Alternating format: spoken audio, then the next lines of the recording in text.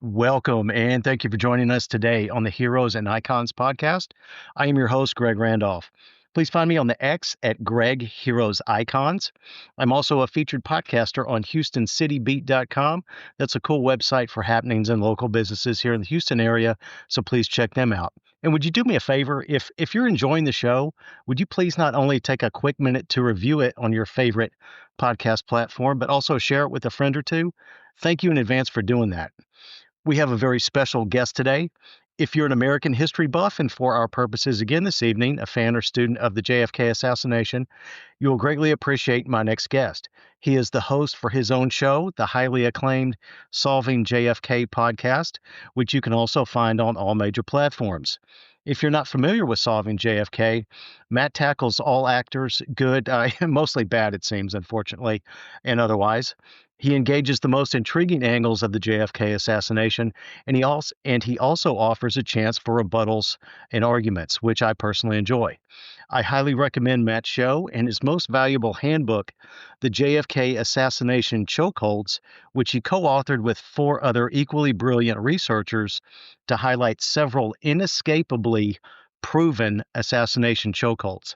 He is also an attorney in the great state of Ohio, has written several books, owns a couple of different companies, and even has his own rap jam band. My guest today is Matt Crumpton. It's a tremendous honor to have you on the show with me. How you doing, Matt? Good. Thanks for having me on, Greg. It's a pleasure to be here. Oh, good deal. So, Matt, when did your interest in the subject of the JFK assassination begin? Well, I was about 11 years old when JFK the movie came out, so I was a little bit too young for that when it came out. But what got me was some music videos. I've always been deep into music, and the two at the time, really around the time of the JFK assassination, were Billy Joel's "We Didn't Start the Fire," where he's in the kitchen and he's got Ruby shooting Oswald behind him there, and then the other one would be Garth Brooks' "The Dance." That's kind of just a music video for like the JFK assassination. It's like, it's crazy kind of how they did that. They have all this footage of them at Love Field, etc. So I was like, hey, what's this about? And then my parents kind of said, hey, well, the president was killed, and some people don't think that the guy that they said did it actually did it because somebody else killed him right after that, and he said he was just a patsy. I was like, oh. And then when I was a teenager, I found out about the Zapruder film, and it's going back into the left, and ever since then, I was always interested in it, and I dove deep preliminarily in college, and then I just thought there was too many potential culprits. It was impossible to get to the end of it. I didn't have time. I didn't have like a good way to go about doing it. So yeah, I kind of just walked away from it. Then I came back to it again in about 2019, and kind of wanted to gather all the information in one place and put it kind of in a digestible, palatable thing. Because I realized, it's like you're out talking to people, and you're like, oh, you got to go check out, the details of the General Walker shooting. And it's like, where would they even go to do that? And I realized, maybe I should just make a podcast. So that's kind of what led me to this. Okay. Very good. Well, let me start the program with asking about one Jack Ruby. I know that's on the back end of the story to most, and it's so intertwined, so I'm not really sure that it really matters where I start per se. But as for him killing Oswald, my understanding is that he was basically ordered to execute the hit by New Orleans Mafia Don Carlos Marcello, because Ruby had apparently been skimming off of the top of his gentleman's establishment, Carousel Club in Dallas, which of course Dallas was run by the Campisi brothers and the western extension of the New Orleans Empire. And so in order to spare his own life, Ruby had to kill Oswald. And while he might have had a safe bolted down in his office in the Carousel Club, that the $50,000 in the safe that he had was given to him apparently in Vegas a couple of weeks before the assassination to help him pay off the IRS. And so he was not paid per se to kill Oswald. But help me with this though. Why did he feel like he had to send the Western Union wire right before he went down the ramp that day? Sure, yeah. Well, just real quickly on the Marcello point of it, I mean, that to me is the explanation that seems to make the most sense. And what you just laid out is what a guy named Van Lanningham, who was Marcello's cellmate and was part of Operation Camp Tex, they're recording everything they're saying. This is what Van Lanningham said that Marcello said. So in theory, this should be on tape, and the tape remains classified. So if we really have Marcello saying these things, Van Lanningham, who knew that there was a tape running while Marcello's talking, so I mean, he presumably would expect to have his statements verified against the record, maybe. So I say that to say I think he's credible. I'm not just throwing away what he's saying, but it's not proven. It's just you've got that, and that's compelling to me, but it's not definitive as to why Ruby did it. There's another competing argument of why Ruby did it, which is that Meyer Lansky really is the one that sent him. So I'll be jumping into that to some extent, but for our purposes, yes, I do think that the Marcello sending him does seem to, especially in light of the Campisi and Savello connections, that does. I mean, that seems to make the most sense. Now, your question about Western Union. So, I got to go to Dallas to speak at the JFK conference down there, and while I was there on a Friday, I kind of went around to all these different landmarks in Dallas and put together a YouTube video. And one of the places that I went was the Western Union because I wanted to see for my own eyes how far away is this from the jail. And the answer is it's about maybe 100 yards. I'm thinking in terms, I'm a high school quarterback. Hey, I like to bring that up whenever I can, but I think in terms of like football yards, like wearing my Uncle Rico hat. Could I have thrown that 5 yards or whatever?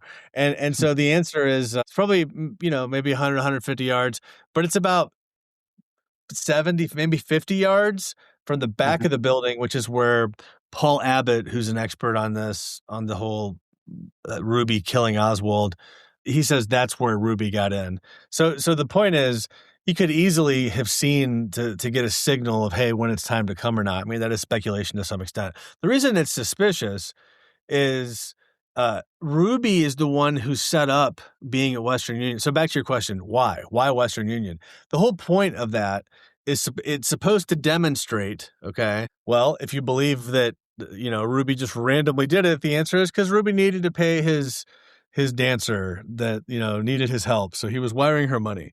But if you sort of knock on the story a little more and zoom in more, you find that Ruby, the night before, actually set that up, met with her in person, and said, "Hey, you need money, right? I'm gonna send you money through Western Union." And she's like, "Yeah, sure, money for for the rent."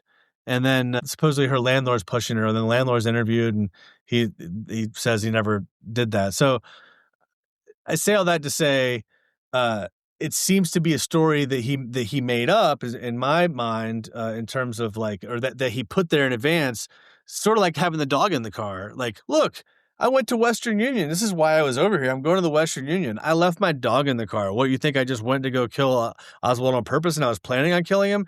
Well, yes, Jack, actually, I do think you were planning on killing him. And the smoking gun evidence for that is the testimony of, I just talked about this guy very recently, but he's the guy who owns the parking garage across the street from the Carousel Club. Okay. I talked about him in my episode with my Jack Ruby recap and rebuttal. But anyway, that guy, he testifies to the Warren Commission. There's all these FBI reports, and he hears Ruby on the phone on Saturday talking to someone saying, "Yes, I will be there when he's transferred. I'll be at the transfer." This is on the record. It's in the Warren Commission. It's not, so the point is, and he was seen by 3 guys in a TV truck right before, kind of walking around. He's stalking Oswald all weekend. Okay, right. He's there he's there on Friday, and I believe he's there Saturday. I know he's there Friday, but anyway, I say all that to say, it seems to be a thing to be made up so that he could basically have an alibi of why he was there. But none of that makes sense. Oh, and he basically he's all relieved after he finds Mhm. out Oswald actually died, even though that would mean he'd get the death penalty. So yeah, Right. there's a lot of reasons to question the official narrative vis-a-vis Jack Ruby. My understanding from Lou Ferrante, and I had him on a few months back, was that in mafia terms, if you get the hit and you don't do it for whatever reason, your gun jams or whatever it is, well, too bad, you're going to get clipped next. So you either do the hit or you get taken out. That was my understanding from his point of view. Yeah, well, I know Ruby had a lot of siblings, and so perhaps he was worried about his siblings. That's the other thing. Sure. Um, so the problem is there's not like there are documents on many things. There are documents on enough things to make me say the official story cannot be true, but you kind of have to piece things together to an extent based Right. on things that are true, just because some documents are destroyed, some are missing, and then some incidents are the type of things that don't generate documents. You know what I mean? Yep. I gotcha. I gotcha. Hey, so Matt, can you enlighten us on the MK Ultra program? And for our listeners, how did Ruby actually die? Because there seemed to be some conflicting stories on that. Like once he got to jail and then he Yeah. had the flu or the injection of cells, flu shot, whatever. And it was actually cancer cells apparently. Yeah, so MK Ultra, that it was basically a mind control program using LSD and hypnosis combined, and it was run in the 50s and in the 60s to some extent by a guy named Sidney Gottlieb, who was the technical director of the Central Intelligence Agency. There were a Hmm. lot of little cutouts and sort of like university research projects here and there who some wittingly, some unwittingly were participating in these MK Ultra experiments. So in other words, they may not have known where the funding came from, but it was kind of the stuff that MK Ultra was doing, which is, mostly LSD. Can we induce psychosis? Can we wipe people's memory? Can we get the truth out of people? All Hmm. those kind of things. Can we Sure. implant memories in people?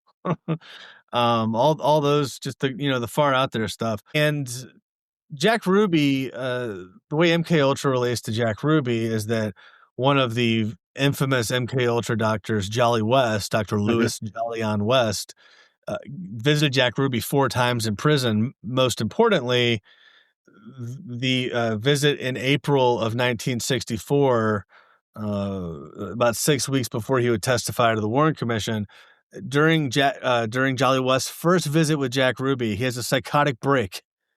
And there were 6 different psychiatrists who interviewed and assessed Ruby before Jolly West. And then Jolly West is with him for just a little bit. And then just look at that. He has a psychotic break. And so Jolly West is the guy who's famous for giving people psychotic breaks. And then Jack Ruby has a psychotic break. So I think, and then this guy, Tom O'Neill, has got this great book, Chaos, which usually is behind me, but I guess I've moved it to another another bookshelf right now. But anyway, Tom O'Neill's Chaos is a great book. And he kind of lays out all the stuff that Jolly West did, but he interviews Jolly West's best friend for 40 years. This guy knows him better than anybody else. And he said, "Do you think it's possible that Jolly West would agree to go and scramble Jack Ruby's brain on behalf of the CIA? Is that the type of thing he would do?" And his friend was like, "Absolutely. That's definitely the type of thing he would do." I mean, it's Sure. really fun. And then the whole cancer cells, that is not something that is supported by any sort of factual evidence. Like there may be, let me say this. I didn't dive super duper deep into that. Okay. Let me tell you what the official story is, and then we'll talk about what you just said. The official story, which I don't agree with many times, but it is where I start with, because I go, okay, here's what we have to, this is what they're saying. So they're going to have something for that. We have to have something to attack what they're saying if it's anything different, right? So the official story is he got lung cancer in late 1966 while he's Mhm. awaiting a new trial by the way. Right. So everything would be coming to light all again from the very beginning, okay? And this is after the assassination was hot. Like, it was, there's all these books out. Like, it was a very most people didn't believe the Warren Commission. So there would certainly be motive to try to, silence Jack Ruby and not have that trial. But it was cancer that he got in late December, and he died on January 3rd, 1967. Or I'm sorry, late 67. So maybe it was November or December that he got it. His formal cause of death was a pulmonary embolism that supposedly was related to the lung cancer that he got. Okay. Is it possible that he organically got the cancer? The argument, because people say he got fast-acting cancer and died immediately. And there's a big dispute of like, well, that doesn't exist. They can't do it. And it's like, well, I don't know that the CIA's technical division is going to issue a press release the day they find out that they learned how to do that, if they did. So it's just one of those things that is it possible? I mean, I don't know enough about like biological cancer science to know whether or not, like, from a biological standpoint, that's even a thing today that's possible. People say that it's not. That I looked at this issue a little bit, but I'd say be open. I'm open to it if there's evidence on it. But I just there's not like an obvious piece of evidence, like the example I gave with the guy that testified to the Warren Commission with the garage across the street where Ruby's doing, oh, I'm going to be there to transfer. Some of these things are there. It's there in like the Warren Commission's own Mhm. documents don't support its conclusion. And that's kind Right. of, I think, why this is such a mainstream conspiracy. I got you. I understood that in New Orleans, I mean, not oddly enough, but in New Orleans, they had the David Ferry was Very, somehow involved in the outset yeah. of the cancer research. So, you correct me if I'm wrong there. Have you heard that? So there was cancer research that was going on, and there was cancer research that was going on mice. And he had a lot of mice apparently. And then there's also the doctor that was killed, Dr. Mary, oh, I can't think of her last name. There's a book about her called Mary's Monkey.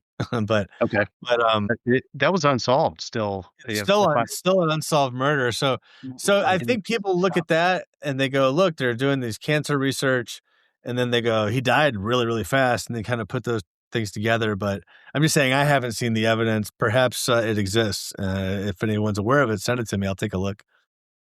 I got you. Well, let's move back to Lee Harvey Oswald, and again, correct me if I'm wrong on any of this, but there's so much here. So it's been established by the Warren Commission that he only needed a world class sprint of. I think Oliver Stone said that at the congressional hearings, he would have had to have been a track star of just 1 minute and 14 seconds to hide the murder weapon, and then still had a mere 4 seconds left to get down from the sixth floor to the second floor before being encountered by police officer Marion Baker, um, who had stormed the depository looking for the killer right after Kennedy was shot. But and according to your amazing chapter in the book, the JFK Assassination Chokeholds, and you lay this out brilliantly. But which element of this particular part of the testimony really sticks out to you? Well, I would say on Marion Baker, the famous story. It's really made famous by Oliver Stone's film, with Baker seeing Oswald drinking a Coke on the second floor. That is the story that the Warren Commission landed on. But what I like to do is look at the first day affidavits. So the statements that people give first before anybody could come talk to them, right, and have them change their statement. And Marion Baker says that they encountered someone on the third or fourth floor, uh, and they didn't say it was the lunchroom. So that's a little weird. Now, once he starts testifying to the Warren Commission, his story becomes consistent. But that was never really explained. So I'm not telling you what I think that means. I'm just saying that's an anomaly that I noticed. In terms of what's convincing about why Oswald was not likely on the sixth floor, I would say the girls on the stairs, they've come to be known. Oh man, what are their names? It's been so long. It's been a minute since I zoomed in on that. But there are two women who were on this: Sandra Stiles Yes, and Sandra Spencer. No, no, no, no. That's a different lady. That's the lady that did the the autopsy X-rays. Sandra Stiles and Victoria Adams, maybe. I think that's what it is. I believe so. They were on the fourth floor, and they said that they're watching the motorcade, and as soon as they saw the presidential limo go under the overpass, the Stemmons Freeway, they immediately went down the stairs. Okay, and they didn't hear Oswald, so they went from the fourth floor to the first floor. But they should have heard Oswald if he was running from the sixth floor down to the second floor, and Hmm. they were there. Then separately, there's a lady who is on the fourth floor, who is maybe I think she was a secretary. She says that she saw the cops come up after they went down. So that tells you they must have gone down fast enough. They didn't wait forever. They went down pretty fast because after they went down, the cops came up after that. And so that would have been after that interaction with Oswald. So that's one thing. Another thing, there's a guy in the door of the fifth floor, Hmm. who's working really close to the stairway on the fifth floor, Doherty, and he doesn't see Oswald come down or anybody come down. There's no evidence for it. That's the main thing. The only evidence that Oswald was there. You do have fingerprints on a couple of boxes, okay, and the sniper's nest, all right, but it's like a weird palm print. If you zoom into the exact type of prints that are, it's not that Hmm. compelling, I guess. And the other thing is, Oswald was up there moving the boxes around. So yes, his fingerprints are going to be on things. That's kind of means Right. nothing. But yeah, remember the guys that Doherty, same guy, is kind of a big witness. When Oswald enters the building that morning, supposedly he's got his curtain rods, his long bag. Well, he says Oswald had nothing in his hand at all. Hmm. So yeah. My understanding is that Buell Wesley Frazier and his sister, I think, maybe had originally testified that he either had nothing on, or he just had like a small sandwich bag, like that you would fold in a paper sack, take to work or school, whatever. But really, that they had to place the curtain rods in the back of that car, so it all fit together, so their narrative fit. And and then and then I mean, another part of this whole thing is that if his sister probably was threatened with her life too, but Buell was threatened with the electric chair if he didn't change his story and then stick to it. Was my understanding on that. Well, I know that Frazier did have the midnight polygraph, and Mhm. the details of that were never released. It was real fuzzy, definitely strange. Now, what you're saying about him giving a prior statement and then changing his statement, I've Mhm. heard people allude to that, but I just don't like. Where do you think what's that from? Do you have any idea? I don't. I got that from another researcher. Okay. Was my Well, understanding. yeah, I think so. A lot of these things are things that people can reasonably speculate happened. Like, in other Okay. words, why would they bring him in for the lie detector test? Why would they treat him like this? You know what I mean? Right. Yep. And so there's definitely something that's not in the official record that they're not telling us, because what they're saying doesn't make sense. Now, the idea that he gave a prior story and then Mhm. had to change his story, that would make sense, but I'm just saying, what I try to specialize in is Mhm. things I can point to with a document or a testimony, you know what I mean? Yeah. Because a lot of the way I look at it is, look, I cover something and then I either take it off the board, I leave it on the board and say, "I don't know, come back to that one later, it could be," or we, see it in a different context.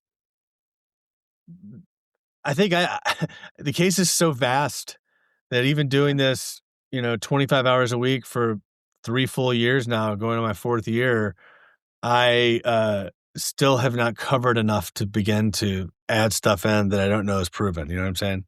But that is reasonable speculation, I would say, about Bill Wesley Frazier. Okay, good enough. Well, so sticking with Oswald here, when do you think he might have been marked as the patsy? Hmm. I mean, This yeah. is it George de Mohrenschildt? Is it Ruth Payne? Convincing them to move from New Orleans to Dallas. I mean, where do you land on that? I really don't know. And I've asked, I mean, I remember the day I met Jim DiEugenio, the first question I asked him was this question: When did it start with Oswald?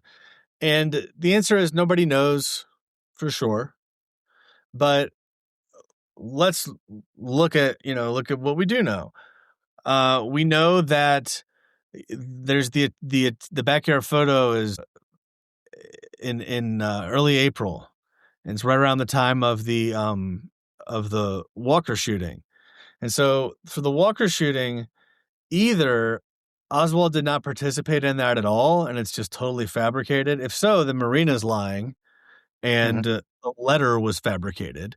However, it's also possible that Oswald did participate in the General Walker shooting. However, he did it with somebody else who was driving him. And if he did that, then it would be him participating in creating a legend for himself, basically, putting things out there. The problem, the reason I kind of tend to think that Oswald wasn't involved in the General Walker shooting, if I had to pick one, is just because it never comes up. It's never on anyone's radar. The slug doesn't match the weapon that they said was his. Okay, the bullet in the door. Now, the bullet that they later had in evidence did match, but the one that is in all the police reports that the police talk about did not match. So that's there's a lot of asterisks there. Um, when did the Oswald operation start? So okay, president's killed. They want to have Oswald as a patsy to look to, so they gotta build this backstory with him. Okay, so it's definitely going on in New Orleans, because what's the first thing that happens after Kennedy's killed? Hey, Oswald, look, here's a film of him handing out flyers for Fair Play for Cuba. He was there 15 minutes handing the flyers out. The strangest thing, the TV station came and filmed like 10 of the 15 minutes. And when you look at all the people who are there, there's like 9 FBI informants and 5 CIA assets, that are there just surrounding him. It's like the Truman Show. Okay, so that's in New Orleans. So it's definitely going Mhm. on at least before he goes to New Orleans. I would say is when they're sort of. And by the way, where does he go work? He works at the Riley Coffee Company, which is arguably intelligence linked. I mean, I think it's a guy who used to be really high up at the FBI worked there, and then they had a bunch of people. All Oswald's bosses left to go work for this uh, aerospace contractor. Yep. There's different arguments, whatever, about the significance of that. Mexico City is the next big one, right? So Yep. here's the question: was it before Russia? No, because Kennedy wasn't even president then. So maybe he was used as an asset in some way, and then they sent him to Uh-huh. the Soviet Union. That's a different story. Then when he comes back, okay, well, if you're asking, is Oswald going to be the patsy for the assassination of Kennedy? Well, let's see. George de Mohrenschildt, we're looking at 1962. So maybe, I mean, Kennedy's starting to really piss people off by 1962. Yeah. So I would, to answer your question, it's probably before he went to New Orleans. It's probably things are really starting to happen from the plotters. Probably, I would say, at least March. The weapon, which has a bunch of anomalies around the shipping of it, etc. That's shipped in March. So I'm gonna go with the ship date of the weapon for 500, Alex. Kidding.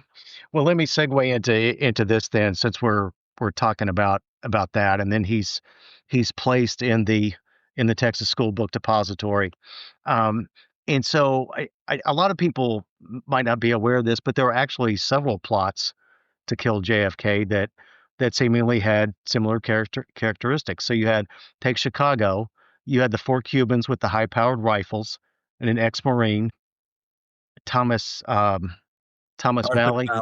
Yep. Yes. And And then, Richard Case Nagel, you could make a case for him. And then, but here's the interesting part of this. So in Tampa, for example, and it's in the Chokeholds book, right wing extremist Joseph Miltier was recorded to have said, "quote Hell, they'll just pick up somebody within hours after if anything like that would happen, just to throw the public off." Unquote. So how would he and Rose Jeremy and Richard Case Nagel and others know all these details about Mhm. the Dallas plot? Miltier is, I believe that was in Miami, the Miltier one. The Tampa plot, that guy, the supposed patsy for that one was a guy named, I think, Policarpo Lopez or Yes, something like that. yes, But anyway, I mean, yeah, that's real and that's on tape, and that's hard to explain. And so the counter, it's like, there's no conspiracy. Why is this guy talking about exactly what happened? He yeah, also talked about he's going to be shot from a building with a high powered rifle during the parade route. I mean, right, so yeah, that's a thing. But Deltier was not connected with the other alleged plots necessarily. He kind of had his own thing going. So um, now, was it all looped into the same? So that's one question. Like, you said there were multiple plots. There there were multiple attempts, and hmm uh, Chicago, there's more evidence for than Tampa, to be honest with you. But the sure, problem, even in Chicago, the evidence is uh, erased. It's one guy, Abraham Bolden. right, But the thing is, what's proven is that this guy lied about Bolden to get him in jail, and that's established. It's like, and there's no reason why he lied.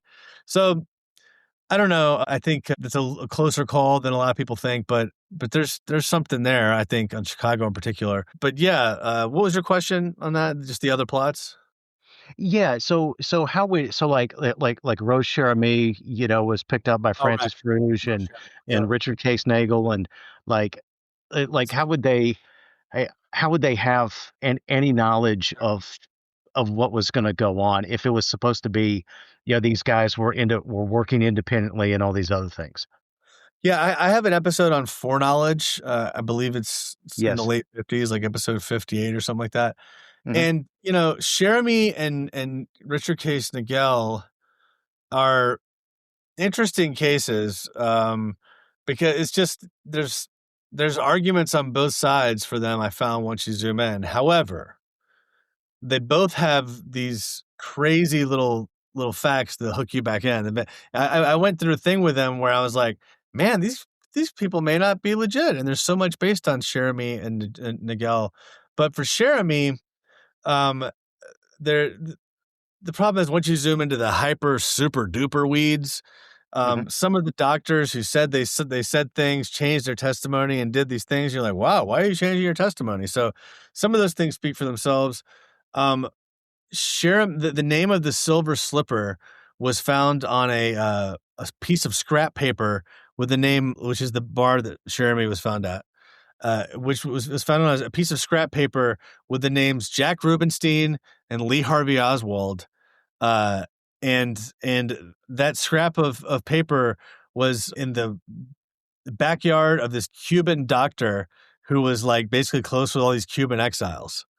So for me, I was like, dang, that's weird. There's FBI reports on it. It's like a scrap of paper. What? You listen to the episode, it's a whole thing. And then the other Richard Case Nagel, it's like the problem is, there's this story, there's a narrative about Nagel where, hey, he goes in and he fires his shots into the ceiling, and he did it because he's like, oh, there's going to be an assassination that's about to happen. But the problem is when we look at the documents, we go way back and look at the documents. That's not what he's saying. hmm He's saying other things, but he's not mentioning anything about the assassination. Now, is Richard Case Nagel totally garbage? I don't think so, because one of the things that was found amongst his possessions is uh, a notebook that had names and contact information of all these CIA assets that um, a regular person wouldn't know. And Sure.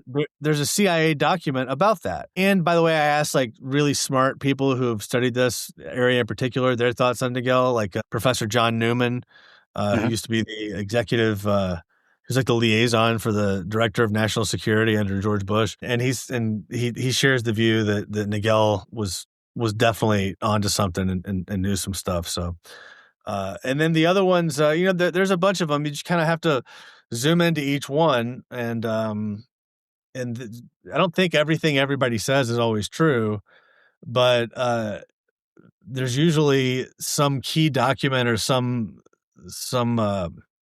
hard evidence that you can tether things to. I gotcha. I gotcha. Did you get a chance to watch that? Let me digress here. Did you get a chance to watch that James Earl Jones documentary I was telling you about? I started to, and I appreciate you sending me the link. I didn't get a chance to finish it, but it was Okay. interesting. Yeah, the reason I brought this up is that it kind of ties into my next question here. I think it was Dan Sheehan who mentioned the attorney who mentioned that that on Clint Murchison's Texas oil mogul, everything else on his Mexico ranch, that there were several assassination teams there. They were in other locations too, but that there were assassination teams on his ranch, practicing. Yeah. Yeah, what Sheehan said was that the Triangular Fire Team, the S-Force, was practicing on Richardson's ranch in Oaxaca, Mexico. Okay. Um, I'd love to see some support for that other than just, Sheehan. I'd like to zoom in more on, what he has to say. I mean, he was there and, he did work for F. Lee Bailey. Right. And their investigators talked to Santos Trafficante, and Trafficante is the one that told them all these things. So I Right. think you asked me, right, we'll talk about the whodunit later, but I think Danny Sheehan is either telling us the truth and he's solved it, or he's making it up and he's just disinformation, which I would hate to think is true because I've interacted with him a couple times and had Sure. very positive interactions with him, and I have a lot of respect for him. But I've had some people just be like, "You're kind of just blindly believing this guy."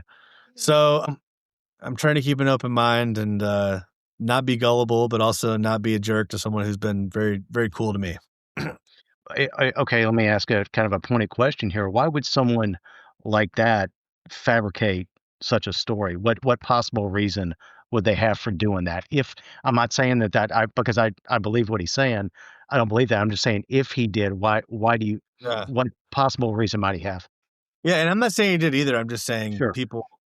I'm just saying what he's saying is dispositive of the case. It solves the case. So, Mhm. and he's in a position to be there and know. So, I don't think he's one of for him. I wouldn't say it's the answer is always fame and money, and that's definitely not the case for him. Follow this guy's career. Danny Sheehan is the lawyer who led to the discovery of the Iran Contra scandal.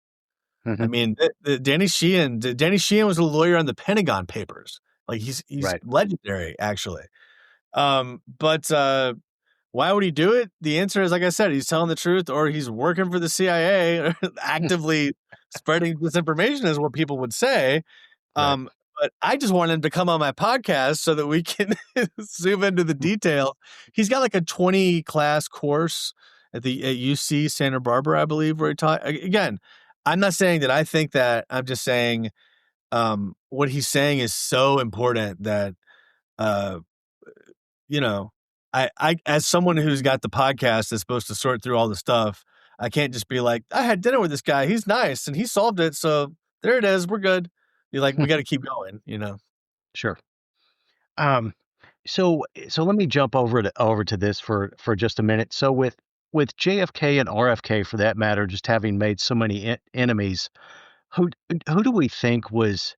I mean, we talked about Murchison just now, but there's several factions that could have easily had a beef in and of themselves where JFK is concerned. So I mean, maybe there's LBJ, maybe there's Texas Oil, the Mafia, Carlos Marcello, who was deported by RFK, the CIA, Secret Service, so on and so on. So the question that I have in this is not, I mean, it is that, but the question I have here is, there's a notion or an allegation, I should say, that the Dallas oil guys, H.L. Hunt and Clint Murchison, allegedly paid each gunman 50,000 each, so it cannot be traced back to the CIA or the Mafia. Have you heard that at all?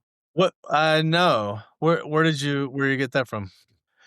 Another researcher asked me that there's this crazy, and he cautioned me against, to be very careful about foreign correspondence putting out these pieces, the propaganda pieces, whatever we want to call them. But there's a 3.5 hour documentary by an English gentleman who's put together this whole crazy long assassination theory, whatever, you know, which shooters are placed where and who all the people were at the Murchison party the night before and blah blah blah. So I think that's where I got that one.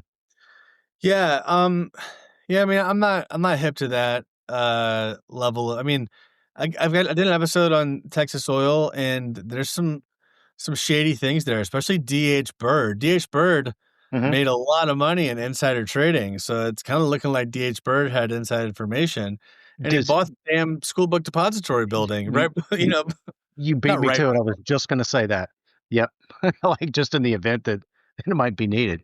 and made up a lie about being on safari when it happened. Like provably, he lied about this big story. He went to an elaborate lie. Okay, Right. about being on safari in Africa, and so yeah, that's really shady. H.L. Hunt is tough because there's not a lot on him. There's kind of like a lot of innuendo, and then we got Jack Ruby and the Mafia guy Braden meeting with H.L. Hunt's office the day before the Mm. assassination. So But why would they have met with somebody so powerful? And these are low level guys. Why would they have met with him yeah, the well, to day be the day clear, before? Ruby was dropping off a dancer at the building. That's the official story. It's not like these things get like a telephone game, and it's like, yeah, well, the Warren Commission said that Ruby and H.L. Hunt and Jim Braden were all hanging out talking about Crossfire, and like no, like he was there the same day, and I don't recall if he went inside the building or not. I think he even went inside the building. Braden was there for a meeting Mhm. with Lamar Hunt, I believe. So could it have been a coincidence? Uh, Perhaps that Ruby and Braden were in the same building. I don't think it's a coincidence that Braden was in town because Braden also is in Dealey Plaza at the moment it happens. Right. So I think Braden is a character to keep an eye on, and there's a police report and an affidavit from him as well, which of course he's lying in. But so you're kind of asking, who did it, in a way, and I have I'm making my way in the JFK case today. It takes everything I got, man. So, Understood. uh, Understood. we got Secret Service. There's some weird anomalies here, but the Secret Mhm. Service at large is not the problem. The problem is, Floyd Boring, Emery, Emery Roberts, Mhm. and then Winston Lawson. And the Mhm. question is, they're the ones that sort of made the key decisions, Winston Lawson in particular. And the question is, did someone tell them to do that? I don't think they just did it rogue. So the question is, if someone did, then who? And nobody knows. No one's really ever opined on that.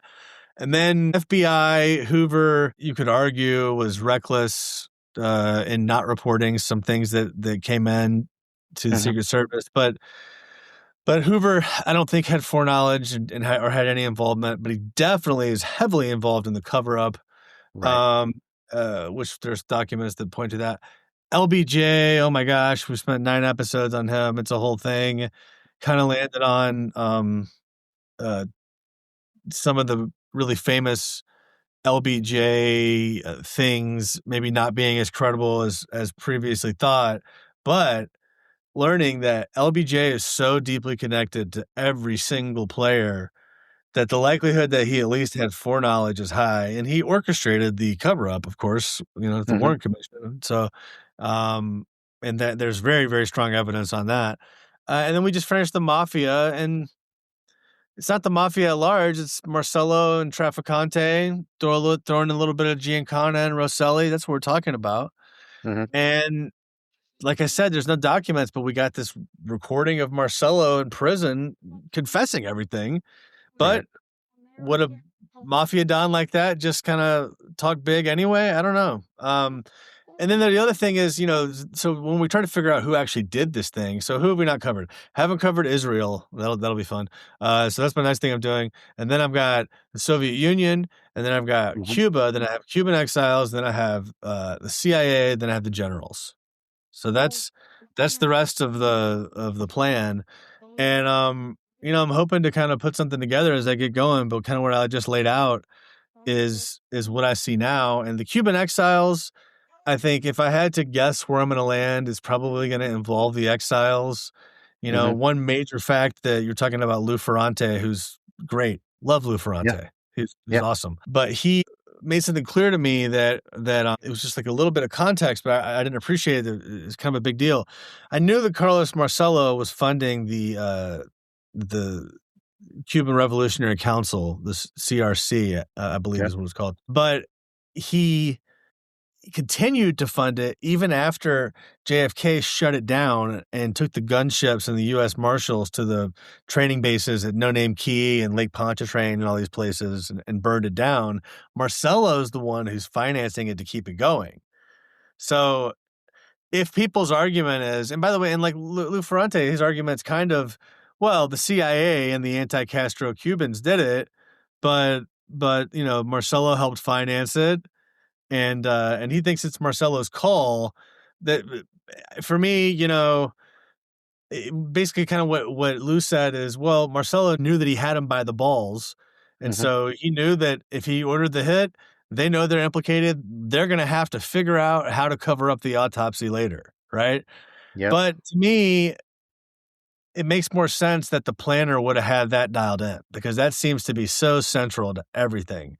So I think it's more likely that it came from top down and Marcello's involved, and maybe subjectively he thinks he is quarterbacking it because he's paying and he's, kill these guys. Well, they're already going to kill the guy. So it's like in law, I believe it's called a superseding cause or an intervening cause. It's the idea of like, if you've got one wick burning and then another wick reaches the actual dynamite first before the one that started, who's the one that actually killed him? Well, the second one did. They literally did it, but the first one was going to do it anyway.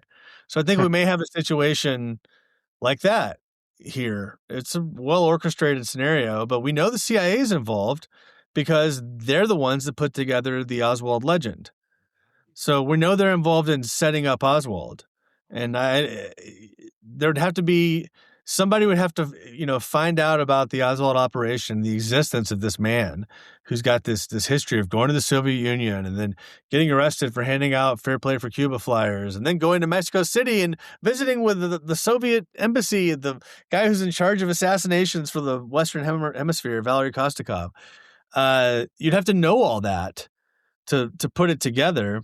And so yeah, David Atlee Phillips, Bill Harvey, David Morales, these are the guys people talk about, and I think that's reasonable. And I haven't studied it yet, but from what I've seen of it, that seems to be a reasonable possible place where this could land.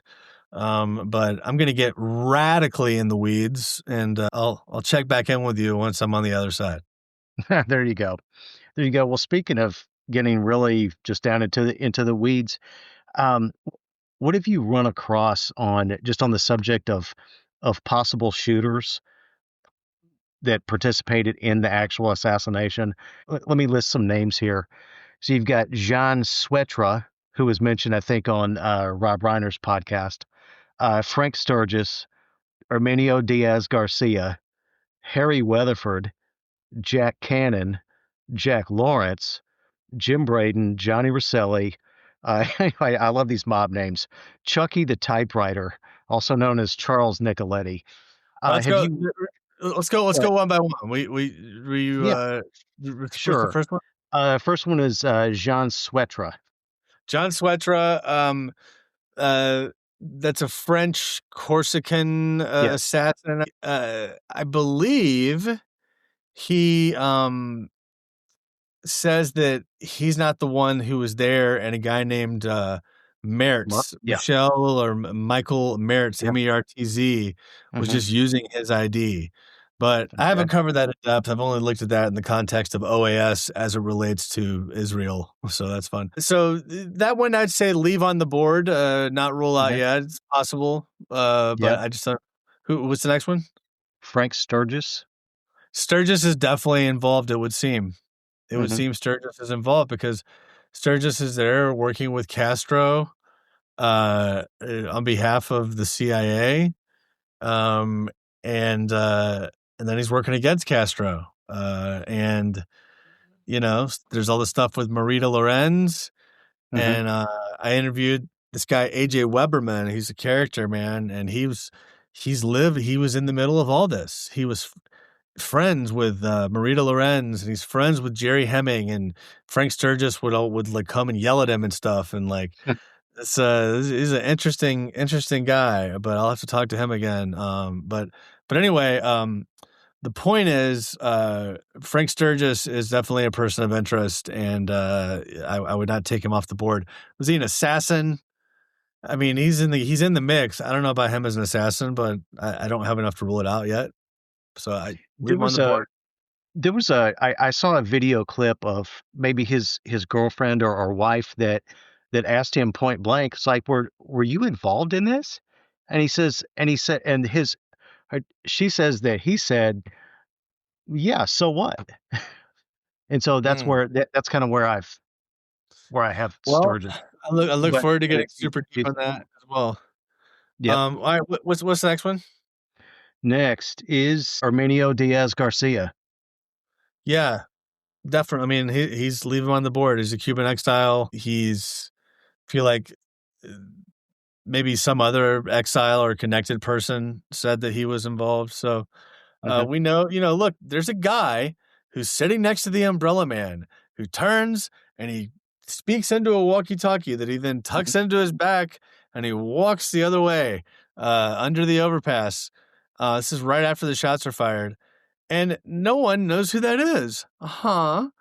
There were also people seen in the lot, where the stockade fence behind the stockade fence, where the shot supposedly came from up on the grassy knoll.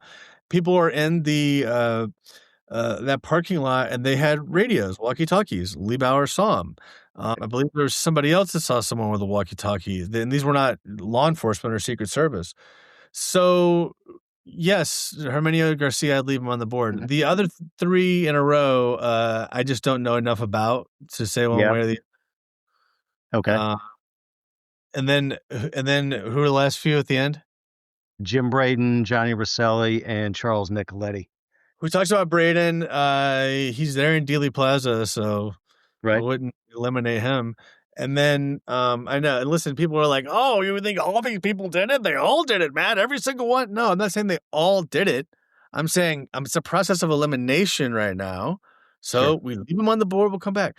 Um, Braden, yeah, is a maybe. Rosselli is older in Right. 1963. He's not super duper old, hmm but I would take Rosselli off the board as a shooter, and I also um I don't think Rosselli's going to have any operational involvement. Now, he's down there at the bases with the exiles as they're training, Right. and it's much longer than the church committee tells us.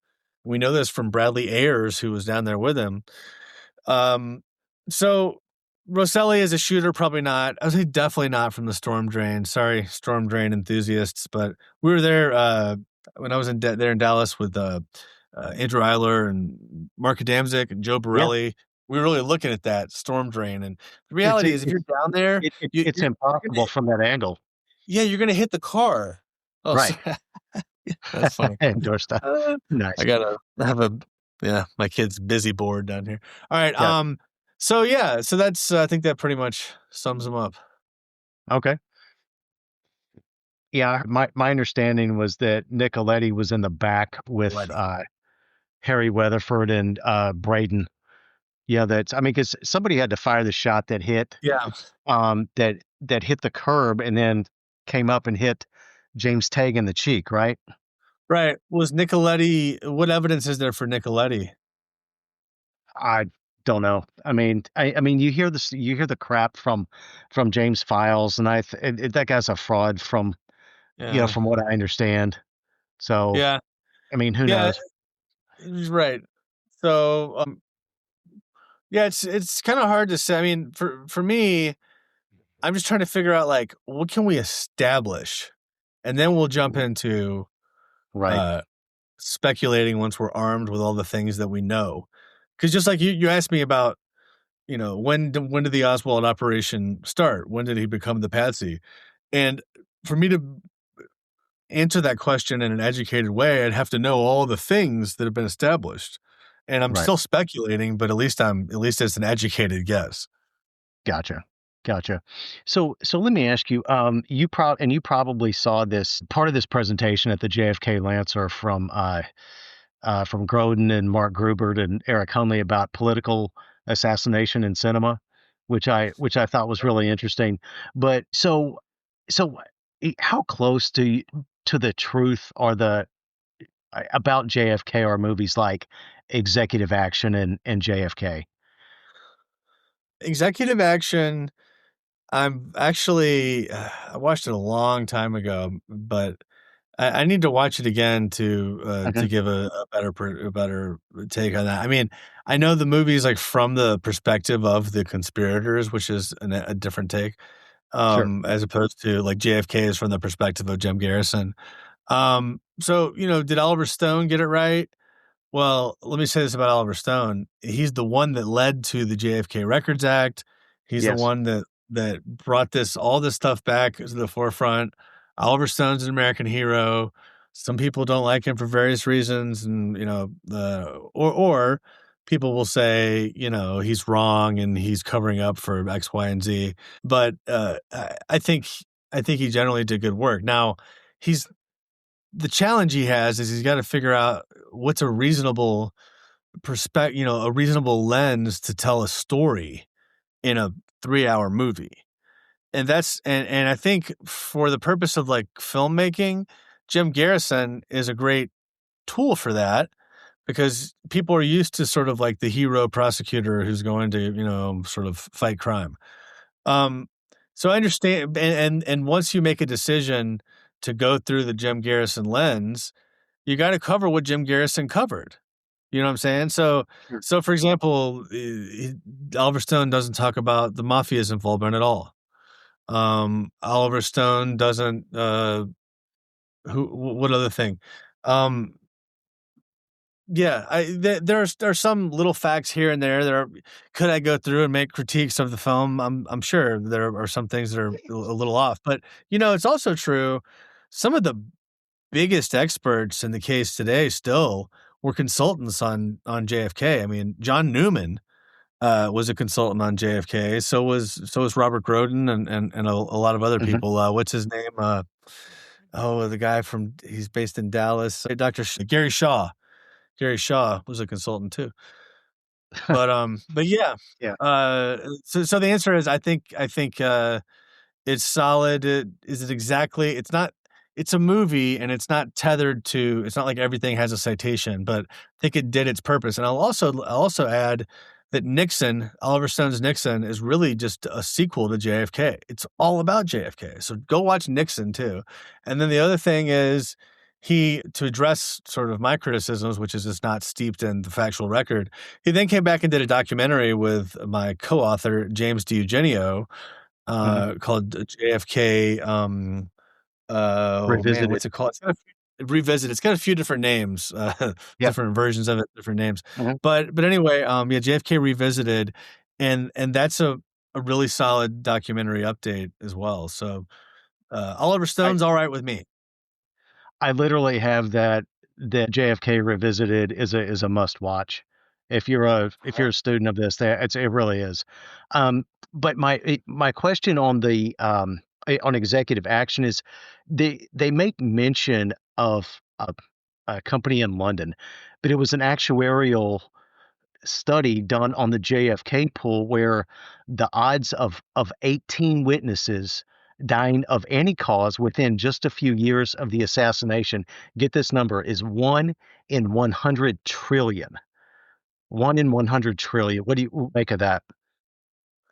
Yeah, that's a coincidence, huh? I mean, no, I mean, so Coincidence.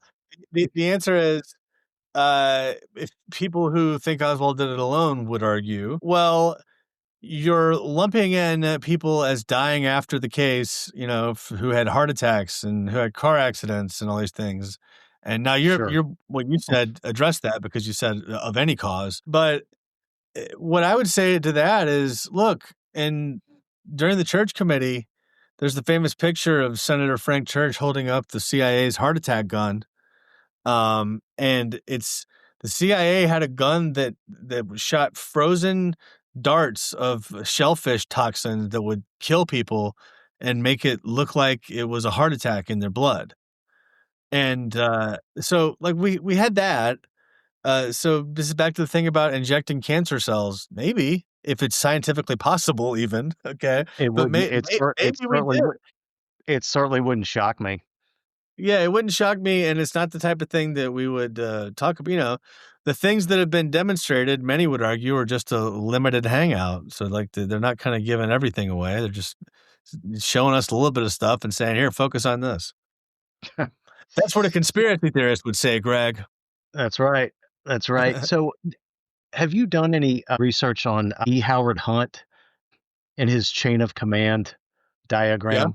Have you sure. seen that before? So I so have. this has so his diagram has, it's got LBJ at the top, Cord Meyer, David Atlee Phillips, David Morales, a French assassin, and I've seen this with either Puerto Rican assassins or Cuban assassins. But I do we have any information I mean, given there's some speculation on E. Howard Hunt and his sons and his confessions. Is Yeah. is this anything at all to be concerned with? Well, I'm going to cover E. Howard Hunt in depth, and I just was kind of looking at this again the other day. Yeah. But yeah, I think there's something that I think I'm on the fence like I always like to be, Greg. I think on one hand, we can't just believe everything E. Howard Hunt is saying and go, this is what. And the reason why I would say that is because he's a lifelong CIA officer. Right. Like Right. this is kind of who he is. So we have to entertain the possibility that what he's saying is either just disinformation Hmm. or it is a limited hangout, meaning some of it's true and some of it's not true, and some of the Right. truth is not on there. But like, hey man, where's Alan Dulles? And I don't remember is David Atlee Phillips on his or not. Hmm. But anyway, Hunt. Having said that, Hunt is a key player, and I believe Hunt was in Dallas. I mean, there's the famous Liberty Lobby defamation trial where Hunt sued Victor Marchetti. Um, uh, and actually that's more interesting than it appears on the surface because Victor Marchetti's article said that the CIA was going to frame Hunt as being in Dallas that day as a limited hangout. It didn't say Hunt was in Dallas. It says the CIA is going to say that he was in Dallas. And Right. it turns out that the source for Marchetti's source is traced back, and it's Angleton. So I say all that to say, and also came out at trial. This is where Marita Lorenz comes on is really big. She testifies under oath about, I believe, traveling with Sturgis, and then they meet E. Howard Hunt there. My recollection. His wife died mysteriously in a plane with a bunch of money. And this Hmm. is, I think, after they were getting divorced. So E. Howard Hunt, there's definitely something there, and I look forward to digging into that more. But I would say don't believe everything blindly, but also be open-minded enough to believe that some of it may be true. I think you're spot on that. Let me just mention a couple things on LBJ here. So my understanding is that LBJ 2 months before the assassination just vanishes from Washington and retreats to his ranch in Austin, where he's allegedly visited by one Alan Dulles. I've I, I've heard that, but you know I don't know how possible that can actually be. I have sad news about that, which Okay. is that it appears that that is not true. Okay. I dove because I was like, oh my gosh, we're done here, guys, right? We did it. We this pretty clear, you know. Why is Dulles meeting with LBJ at his ranch right before? And so zooming into that your reference is not from nowhere. It's from one of the best books on the JFK assassination, Devil's Chessboard, Yep. by David Talbot. And this is really one of the only things that I found that Talbot got wrong. Okay. And got wrong. Matt Crumpton, who are you to say David Talbot got something wrong? Well, I'm a guy who was taking what he said and running with it, and then people on the internet showed me some stuff, and I was like, "All right, okay." And so here's what it is. Talbot must have come across. There's an article it was syndicated throughout a bunch of different newspapers in what you're talking about in August of 1963, and the article is about how Lady Bird is this great homemaker. Okay, Okay. and the photograph for the article is a picture of Lady Bird and Alan Dulles and Dulles' wife and LBJ. Okay. And Okay. it's from like August 16th, 1963, I think is what it is, or something like that. Well, it turns out uh, Dulles visited another time to the LBJ ranch. So I think in like 1960 or 61. Okay. Okay.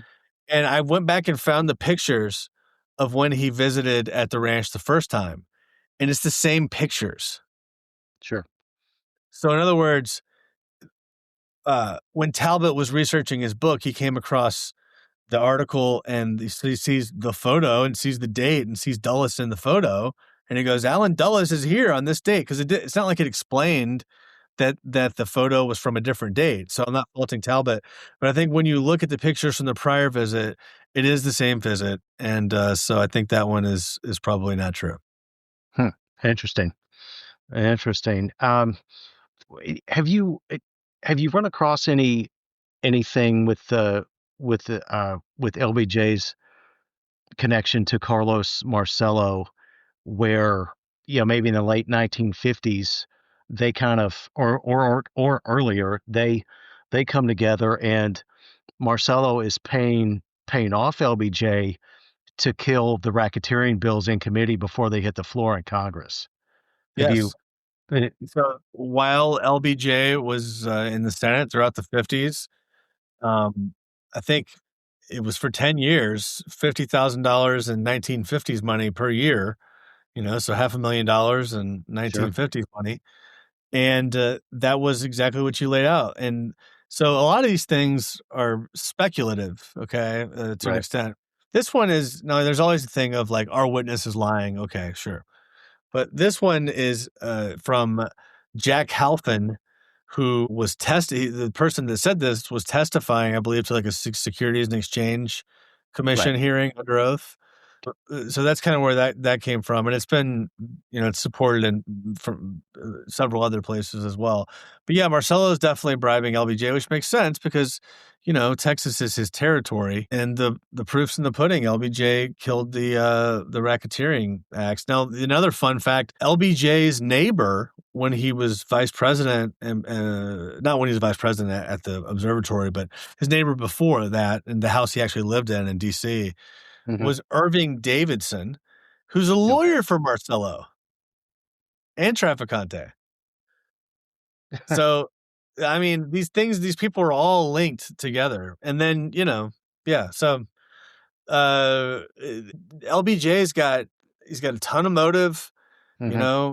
he's got all kinds of stuff going on. It's just the Mac Wallace fingerprint, the most recent expert analysis is that it doesn't match and it's using better technology. And what people want me to do is go, yeah, but that guy's obviously a Fed. Use the old, worse technology that says that they do match. And it's like, how about we just get another one done? Like, Yeah. why don't we, people don't trust the current one? Let's get 50 more done. I don't care. Like, but to me, it's enough. And I understand that, my friend Jeff Crudell, for example, and another guy, Armstrong, he's a big, LBJ is the main guy advocate. They're on another page of wanting more information. And I think more information is always good. So I'm not against that. I just, me looking at it, it doesn't make sense. And also Billy Solestis, who's the one who's really pushing the Mac Wallace thing. He says Wallace is on the grassy knoll. What? I thought the fingerprints on the 6th floor. You know what I mean? Right. So, Yeah. but having said all that, LBJ, you got to leave him on the board. And the question for me is, did he have foreknowledge? Which I kind of think probably. I think it's likely. And then the bigger question is, did he have any involvement? And I think he had too much stuff going on to try to quarterback it. I don't think it was through Mac Wallace and all that stuff, like I said. So for me, I think LBJ is more of a probably foreknowledge and cover up guy, not a quarterback behind the plot guy. He's the guy. He's Yeah. the guy waiting to take the wings, whose policies that the plotters like. So that's what he is. He's the new policies, really. I got you. My understanding on LBJ's involvement was that he was going down that week for these investigations, and that RFK was feeding Time Life or Life magazine or whoever it was this information on him that he was going down for these things with Billy Solestis and the other one, and he either got off the roller coaster right there and knock Kennedy out, or he was going down the next week and he was going to be on the cover. But they had to Yeah. go with the assassination, obviously. What you're saying is true about the story about Bobby Baker.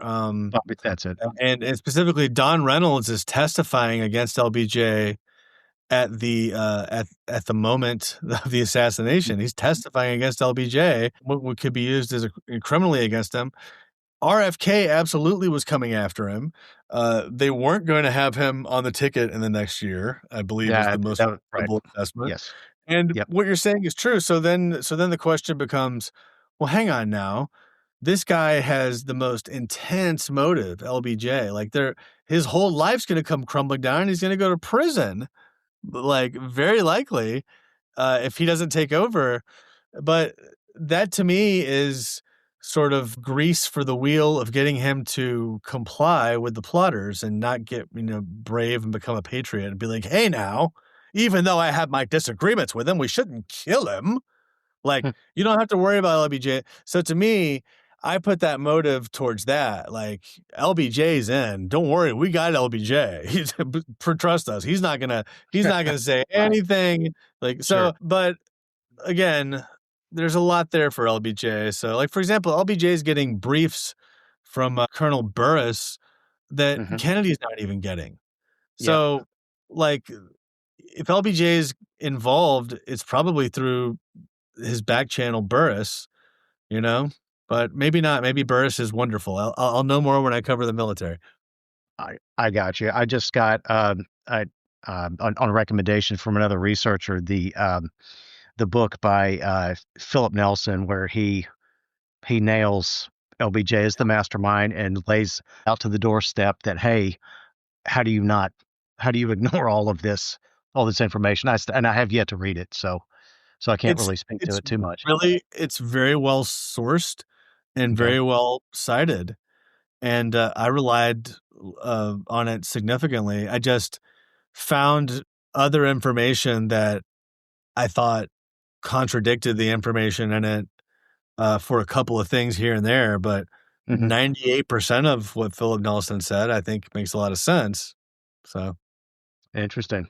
Matt, what do you make of the recent revelation that Bill Harvey of the CIA did in fact have a few aliases that he used for covert travel via the FAA as William Walker and so on? Yeah, and that he was using those aliases in 1963 is the other part of that.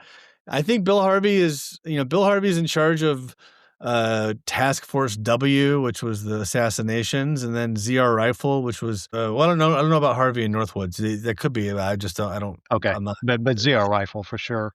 but yeah, so Bill Harvey is a central character in this story. He was Johnny Mhm. Rosselli's handler for a period of time, and then he tells Johnny Rosselli that he's done with him, and then, the Johnny Rosselli's still around hanging out with him after the fact. But what you said about that document coming out, that's the kind of document that would support what we already think. It's not definitive, it's not conclusive, but look, the guy that we think may be quarterbacking the operations or involved to an extent, well, Mhm. he's got a free pass to travel anywhere surreptitiously. And when you couple that with, I believe, and again, I haven't covered Harvey yet, so I'm getting ahead of myself, but I believe there's somebody who worked for Harvey who said that he had flown to Dallas that weekend. So, Right, so to go down there pair, and check out yeah, things. so pair that, I'm saying before the assassination. So Right. pair that with he could fly anywhere freely.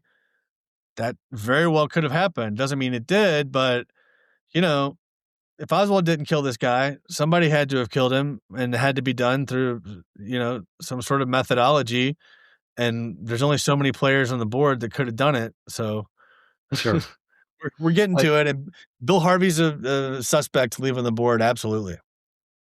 I to jump back to what you're saying, like somebody had to kill Kennedy.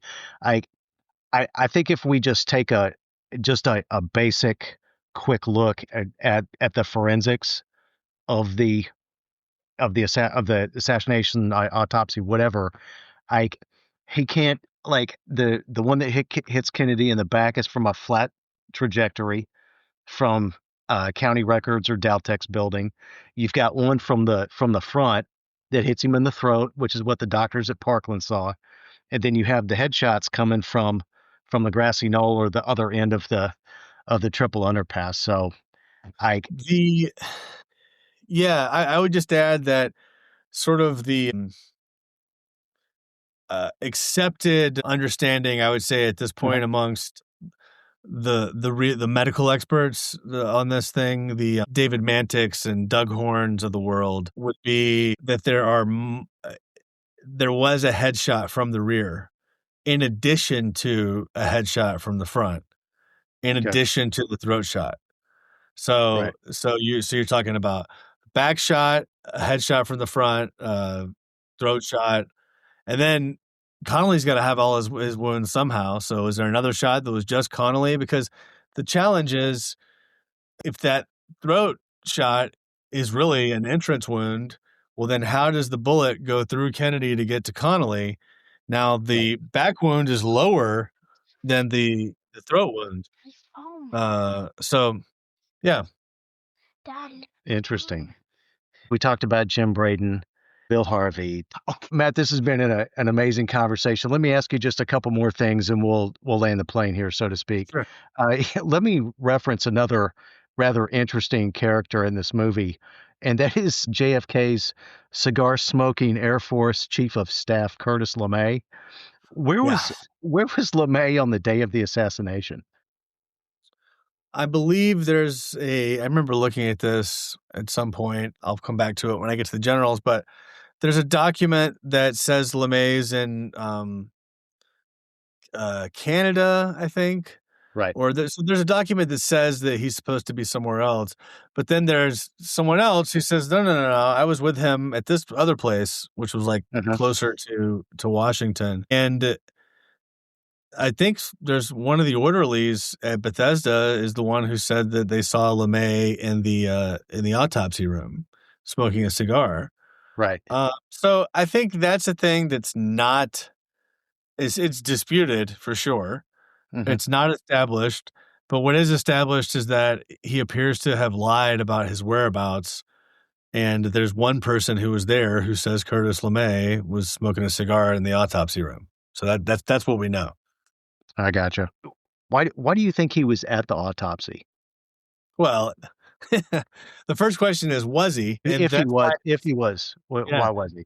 Well, that's why it's so disputed, to answer your question, because if he was there, then it almost looks like he's there to A, oversee it, to make sure Right. that they, don't, explore certain avenues. And, it also kinda, with the cigar, it's kinda like the exclamation point of like, I did it. I'm the man. He's just kind of there to gloat. He's just kind of there to hang on the rim. It's kind Mhm. of what it feels like. But like I said, you got to have, if Oswald didn't do it alone, a prerequisite for the, sorry, if Oswald didn't do it alone, a prerequisite for there to be a conspiracy is that the autopsy is fake and is forged and controlled. Not fake like it didn't happen, but like it's forged. It's not authentic. And there's a lot of evidence of different. There's evidence of two autopsies and two procedures. The first procedure being where they altered the body, and the second procedure being the one that was in front of everybody. And that's a topic I want to come back to, but there seems to be good evidence on that now. I look forward to, after I get through season 3, which will probably take me this full year to do it.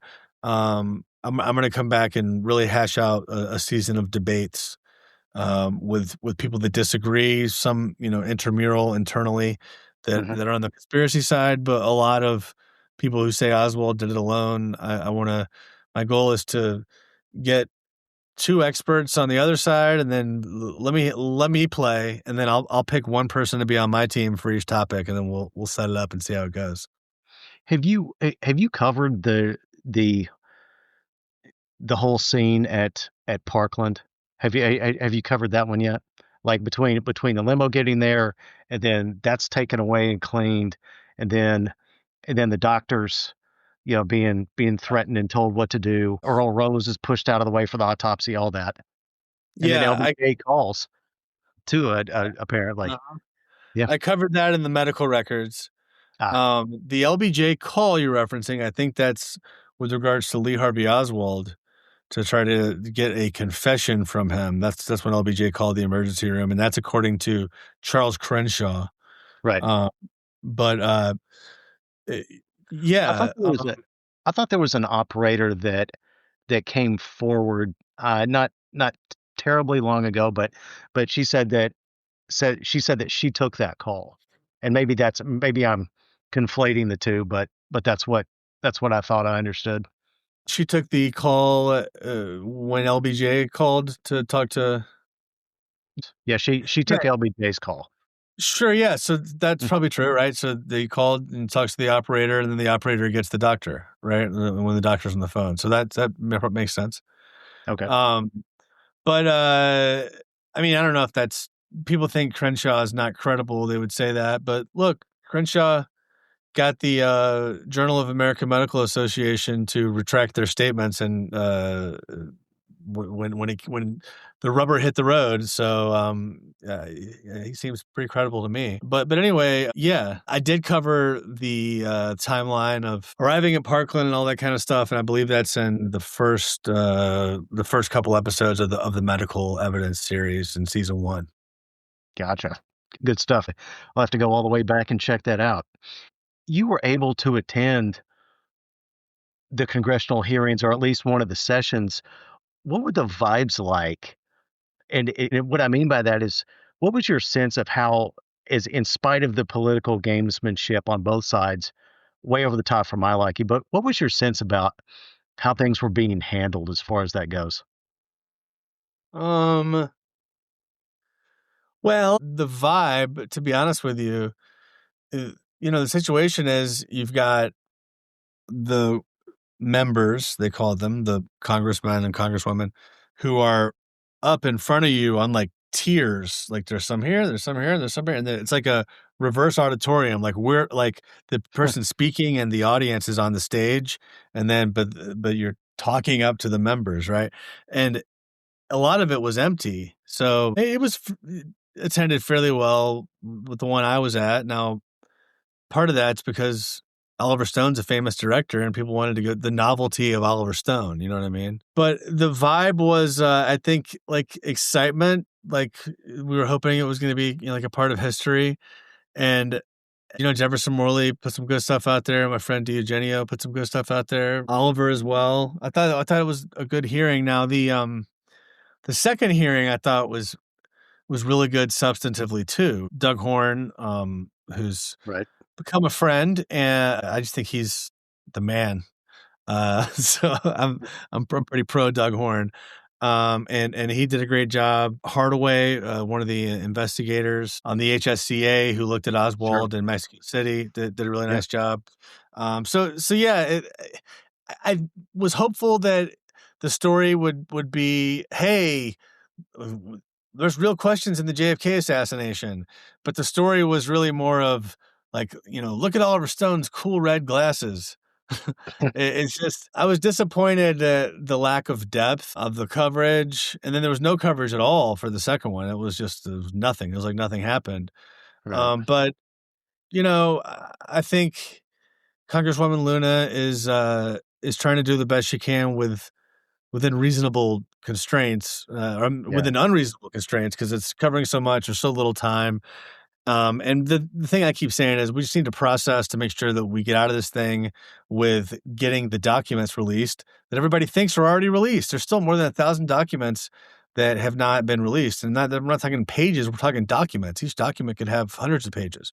So we got to get, at a minimum, from the Congressional committee some action to move forward the enforcement of the existing law on the books, the JFK Records Act, or create an ARRB 2.0, whatever. But I would rather see action on getting the records declassified than trying to put together a report that's like Lucien Sarti did it. Sure. To have a report about who did it, you would have to have a process that was very robust, and you'd have to cover a lot of facts and have a lot of information put on the record. And that's not been approached here. And I don't think this is currently the forum for that. So yeah. Interesting. Does it how challenging is it present day in 2026 where this happened, going on 63 years ago, where there are very, very few people who were there that day, who are still alive that you can talk to and access. How challenging has that part of your research been? Well, I think it would be really challenging if I was trying to do primary research myself. But really, what I'm doing is kind of picking up the pieces from the first and second generation researchers and going, look, they said this, and here's this evidence, and they talked to this witness. So the witnesses have all been talked to for the most part. You're right. We're not getting new information. I mean, you Sure. know, it'd be great if Marina Oswald would give some sort of, nursing home confession at the last second and tell us whether or not she really took the backyard photos or what. But, Right. and a few things here and there where either Oswald did it or Marina's definitely lying. And it'd be nice if she would just clarify some of those things while she's still alive. But aside from her, I mean, Ruth Payne's gone. We just lost, of course, RIP Rob Reiner. He wasn't a witness, but he was involved from the standpoint of being involved in the research for a long time. And we just lost Robert Tannenbaum too, who was the deputy counsel of the HSCA. He passed away last week. So Yeah. yeah, man, people are getting older, but there's enough of a record there that we can sketch together something. And so I'm trying to figure out what that is. And a lot of people have already done this. Sure. Uh, the only thing that's unique about what I'm doing is I'm covering it so as comprehensively as possible, so that when it's all done, I can say that I touched on everything.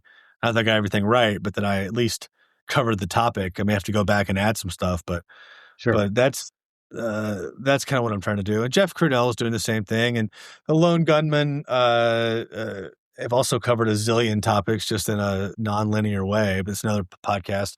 Shout out to Rob Clark and Joe Borelli. Those guys they're all friends. It's a good research community, and we could definitely have crappier people. That's for sure. So I like all the people I've met for the most part, and yeah, it's been a good experience.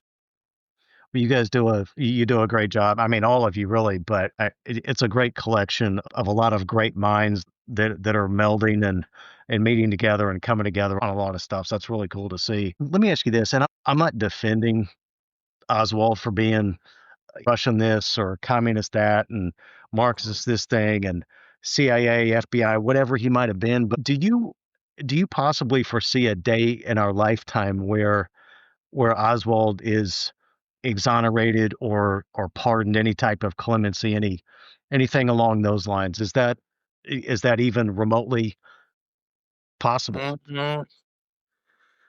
Well, I think for that to happen, you would have to have a substantive inquiry, like a substantive governmental inquiry, Yeah, where they like an HSCA 2.0, where they really spent some time and money on it. And I just don't know if see the thing is, like, let's say for a moment, let's say Oswald did do it alone. I don't think that. Okay. But even if that's true, the powers that be don't want all the peripheral investigations because they're investigating things like, it's going to get into stuff that just makes the government look horrible. right. Even if Oswald did kill Kennedy alone. So which he didn't, to be clear. But and I don't Oh, even think he fired a shot. But anyway, yeah, that's will it happen? It just depends on step 1, are we gonna get the rest of these documents? And then are right. they gonna is politics going to progress such that there's a governmental body? And then is there gonna be a politician that comes to power that, that would either think that's the right thing to do or that would think they could get some sort of clout from it? So that's what would have to be true. I'm gonna go sit and say, I'll say 20% chance. How about that? Fair enough. I Okay. I did want to point out that in the book, if you look very closely, you can see where the word "are" is just very slightly underlined. Like yes, these are true about Uh-huh. about Oswald. I thought that was a nice touch. Good, good, good. Well, good, man. I appreciate you having me on. Thank you, Greg.